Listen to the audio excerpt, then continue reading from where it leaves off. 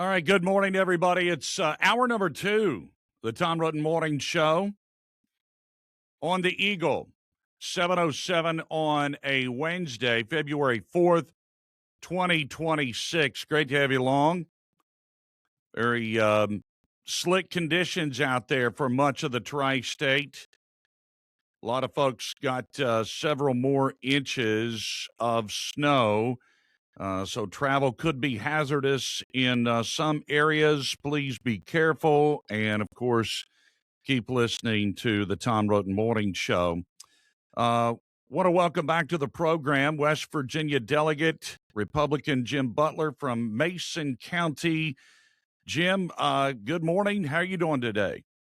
Good morning. Doing really well. It was nice to wake up and it's 26 degrees, not in the single digits. So Yeah. thankful for that. And day 22 of the legislative session. So excited to get going today. Wow. So it's a 60-day session. You're coming up on the halfway mark. What does that mean exactly when you get to the halfway point? Well, just a little bit past halfway is crossover day, which means that any bills so for your listeners who may not be familiar, so every bill has to go through the House and the Senate and then be signed by the governor in order to become law. So some bills start in the House and we work on them over here, and then some bills they're working on in the Senate. Typically, we're not working on the same bills at the same time from one side from the House to the Senate, and then about midway point, the bills switch sides, and then the House will work on Senate bills, and the Senate will work on House bills, and hopefully come to a consensus on things. And if the House and the Senate both agree, then it goes to the governor, and he can either sign it or veto it. So that's generally the way it works. Yeah. Well, it gives us a good understanding of how this is all laid out. So 60 days, really, it's 60 days, but it's just over 30 to get things out of the House and over to the Senate and vice versa. And that's what's important because, once you pass crossover day, then you don't really have the opportunity unless you're doing some kind of reconciliation where you passed a bill in the House and then the Senate changes something, so then it's got to go back to like a conference committee, I'm guessing. Yes, that's oftentimes the way that it works. So, but yeah, generally that's right. Yeah. Okay, so let's talk about some of the things you've been working on. The bill that's banning foreign back spending on state ballot issues. This is going to have a familiar ring to it for our friends in Ohio. And, there's a lot of controversy about the way Ohio can do a state ballot initiative. Basically, it's an amendment to the state constitution, and you can do that with only 51% approval. You don't have to have 2/3 majority or anything like that. Some people like that. Some people don't like that. And there was an effort to try and change it, and that failed. But what that meant was things like, marijuana usage got passed relatively easily. That had some out-of-state backing. And the worst one was for Ohio, which is largely, other than Cincinnati, Columbus, Cleveland, Toledo, Akron, it's a pretty conservative state for most of those 88 counties in the Buckeye State. But unfortunately, the out-of-state spending on their ballot initiative on the abortion issue gave a right to abortion in the state of Ohio. Yes, you're exactly right. And that actually was some of the testimony we heard in the Judiciary Committee. And I can't remember, I'm thinking it was China, but there are also instances of even rich liberals from Sweden and other countries like that getting involved in ballot initiatives. Now, again, this is specific to ballot initiatives, like you say. Like in West Virginia, it would be a constitutional amendment in just about every case, as our law is now.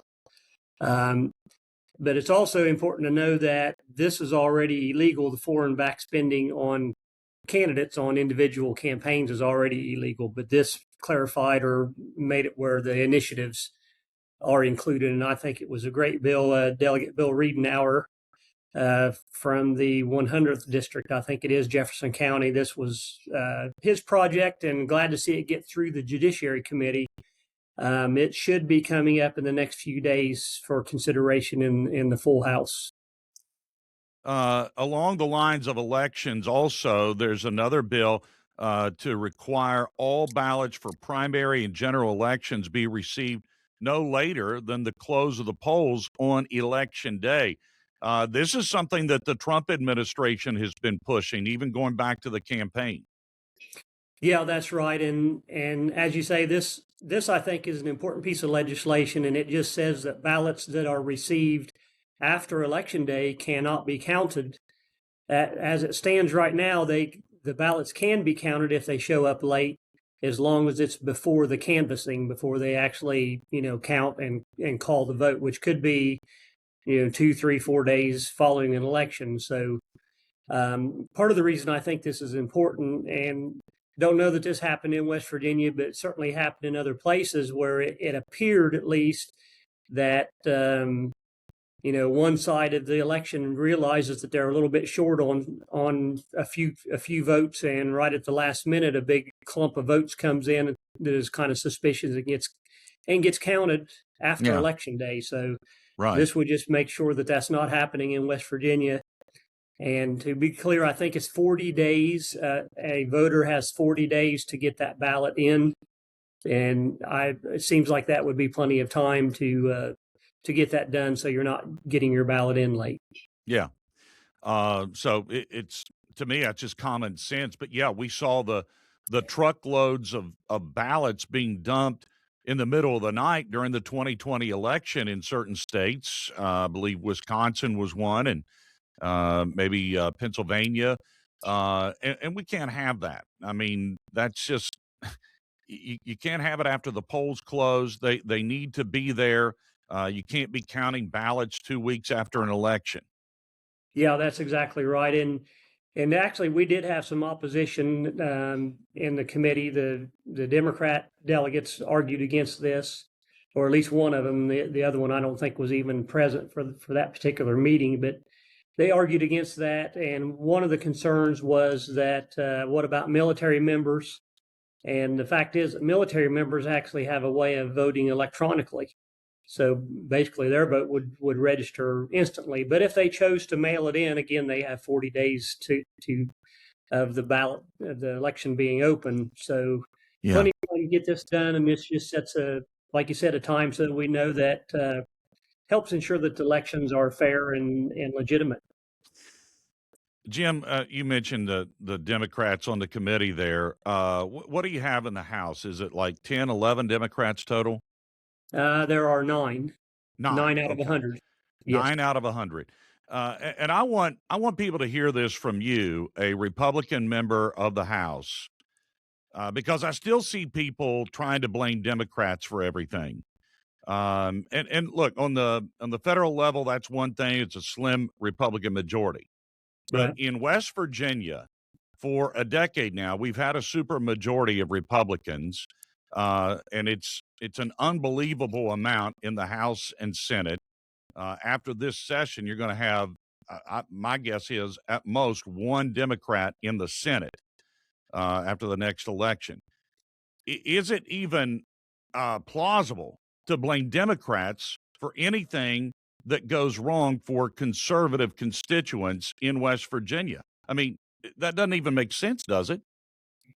Well, I think you've got a good point there. No. Now, it is their job, and of course, a lot of them are on opposite sides of issues, but it's their job also to scrutinize everything that we do. And back when I was in for a short time when the Republicans were still in the minority, and so it's the minority's job to really scrutinize every bill, and they do that, and sometimes it actually helps us to make sure we get things right. But you're right, when it comes to setting policy, there's no way that we can blame anything that we're doing on the Democrats. Now, we do have a number of, don't really know how to explain it in a nice way other than say we have a lot of Republicans in the legislature who do not really follow the Republican platform, or not very closely aligned, or maybe afraid of the media here in West Virginia. The media tends to be still pretty much slanted left. So anytime you try to do something that is seen as conservative, to think about something like reporting the number of refugees or immigrants, which I've been trying to get that done for years. The local news will say, or the local or the TV news will say, "Oh, this is a racist bill" or something like that. So even Republicans who agree with you on things are sometimes frightened off by a liberal media. Another aspect of this is, we have lobbyists who help people get elected sometimes, and the lobbyists kind of like the status quo. I mean, they've worked for 100 years to get things the way they like it, and they don't want things to change. So lots of reasons that we can't really make the changes that I believe, and most of my constituents believe we need to do better on lots of things. Yeah. And by the way, the filing deadline is passed. You did file for reelection, right? Yes, I sure did. Yes, and I'm going to be on the ballot a lot. I'm running for the House of Delegates again. I'm also running for the Republican State Executive Committee, and then the local county committee.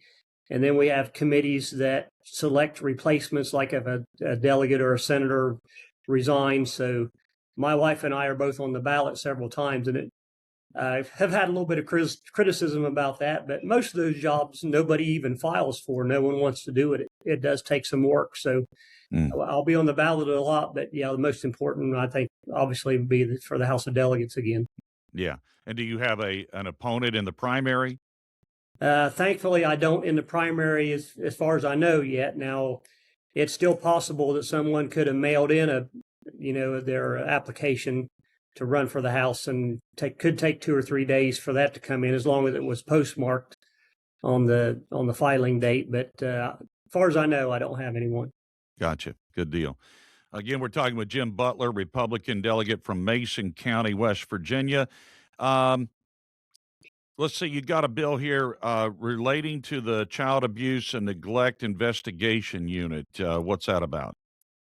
Well, what that one is there is a unit presently within the West Virginia State Police that works on child abuse cases and things like that. And it's believed Delegate Burkhammer has worked on that. He's kind of taken up the whole foster care CPS program as his project. So, but what this would do is it would allow, or it would actually mandate that the state police hire an additional 21 officers to help keep track of the children in the CPS system, and child abuse and that type of thing. And as you know, that is a huge issue in West Virginia that we need to get taken care of.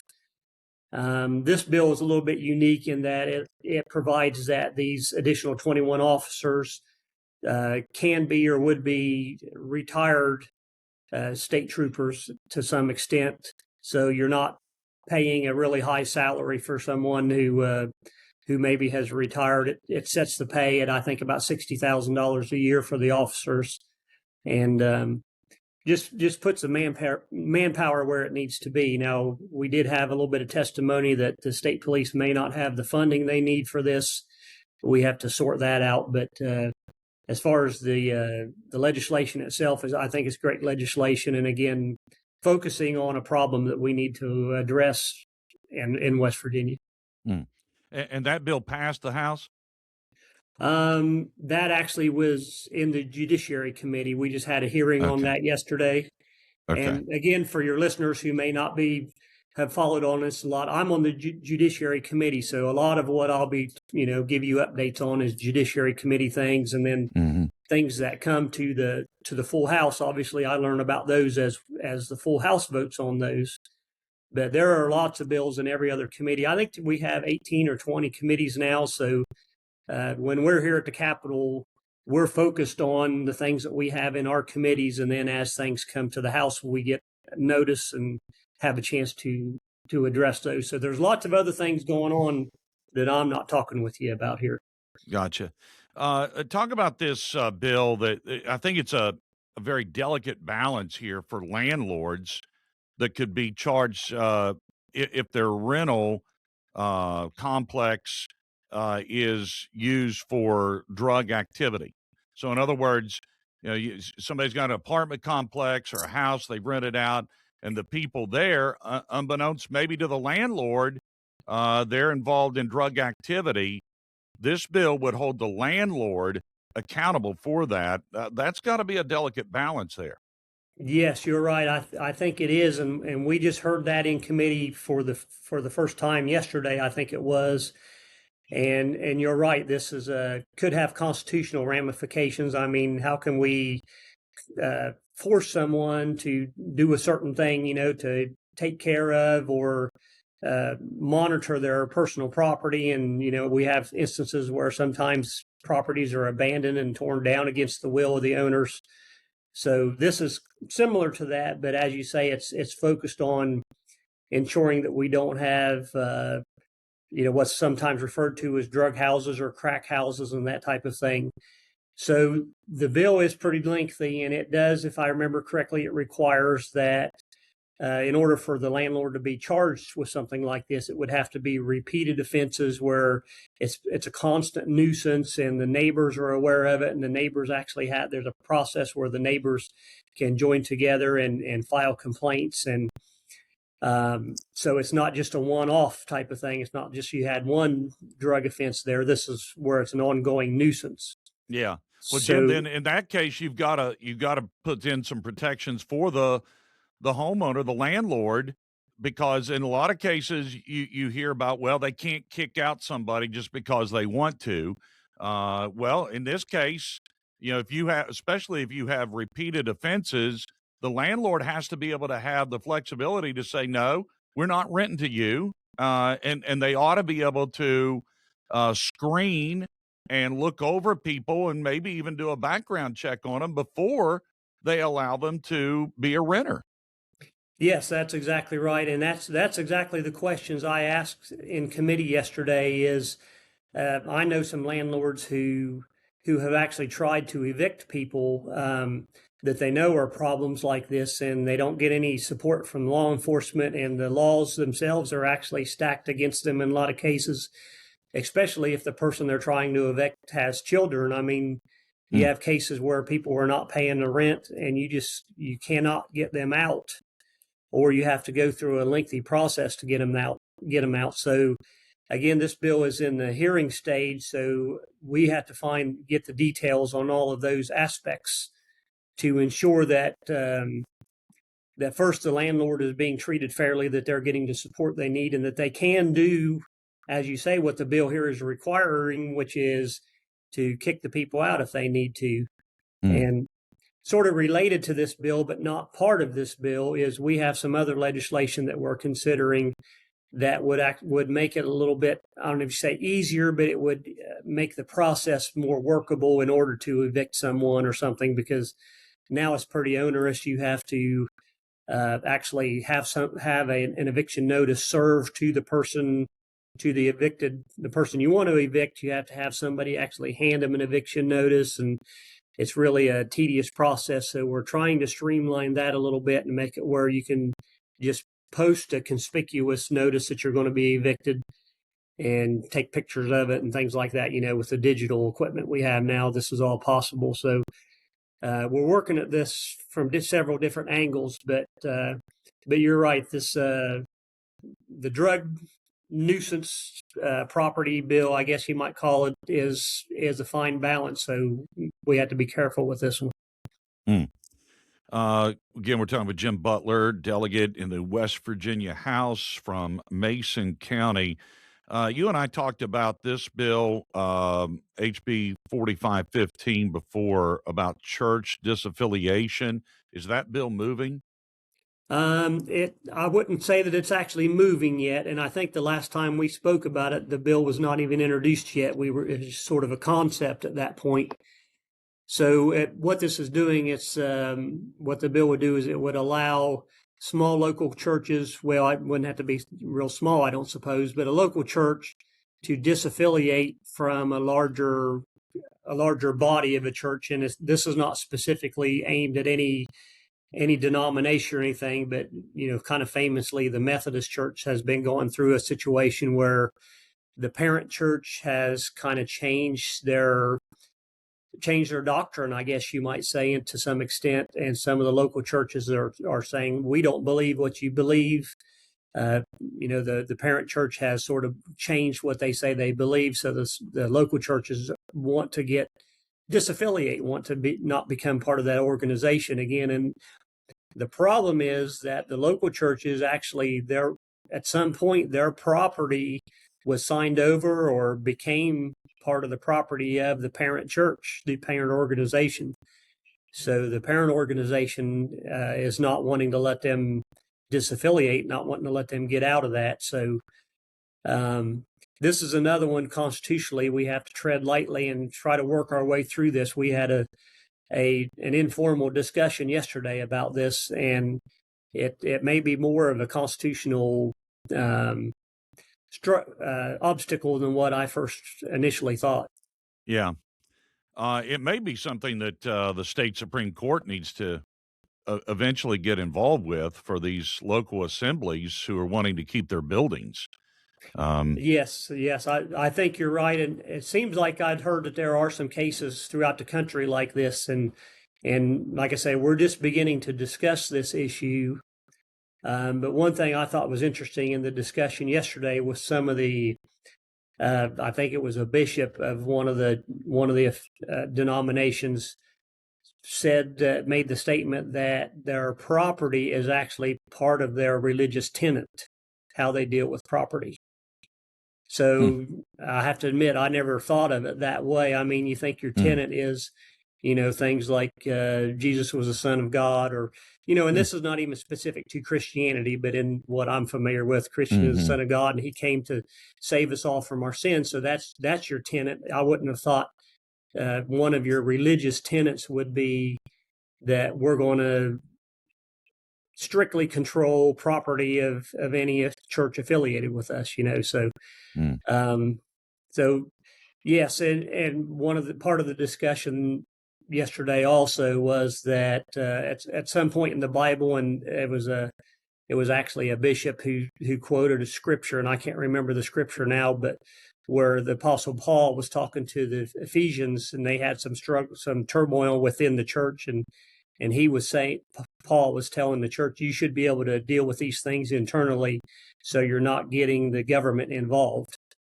So I thought that was interesting. So my follow-up question to that was, okay, so what are you doing to take care of this internally so it doesn't have to become a government issue? And didn't really get a great answer to that. So again, just beginning discussion on this, but it's going to be, as I say, a lot of things to consider. Yeah.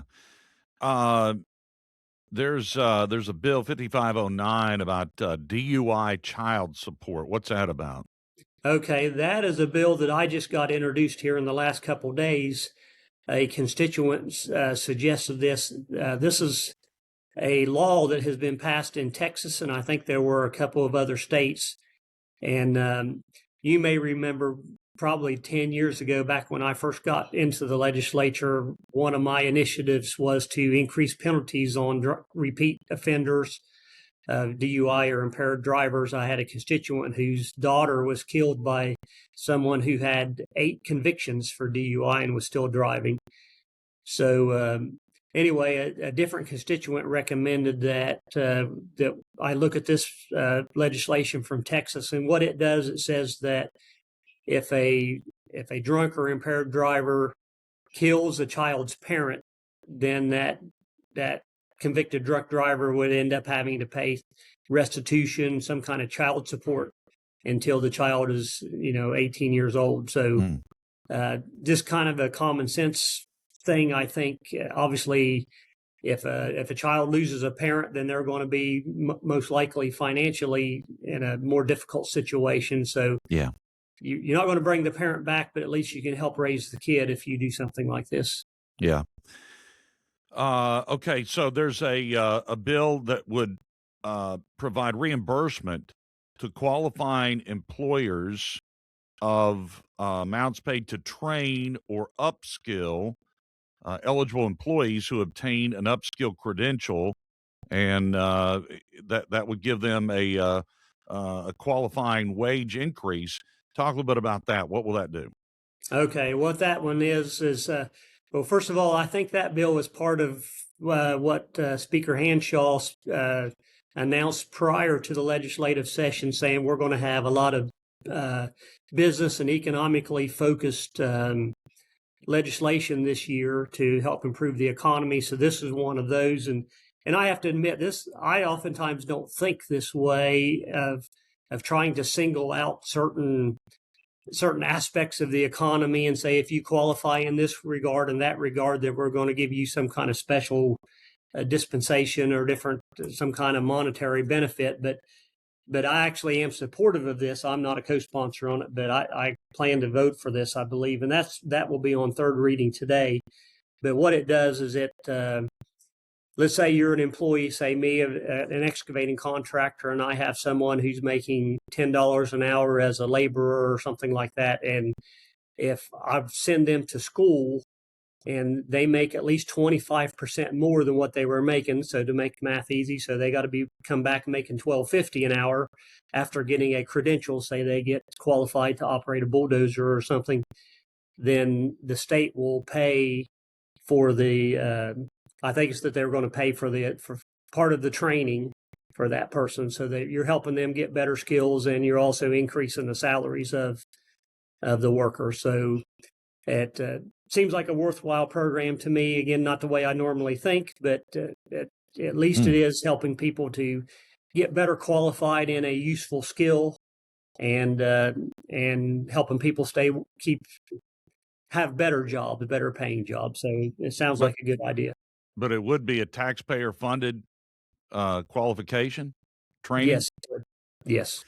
But the employer pays the increased wage. Yes. Okay, gotcha. I know this is in the Senate where they're talking about the West Virginia law enforcement, whether it be state or local, cooperating with ICE. I think it's very topical. I want to get your take on that, and also the fact that it was reported a few days ago that 600 illegals were arrested in West Virginia by ICE agents. Yes, it actually was interesting that oftentimes when we're here at the legislature, we don't see the local news or national news a whole lot because we're so focused, or at least I am, on reading the bills and trying to keep ahead of what's coming up. But yeah, just kind of quietly, they came into the state and this operation took place, and there were no rioters. And obviously we don't have any sanctuary cities in the state, thank goodness. And, we passed legislation a few years ago to ensure that we weren't going to have sanctuary cities. So,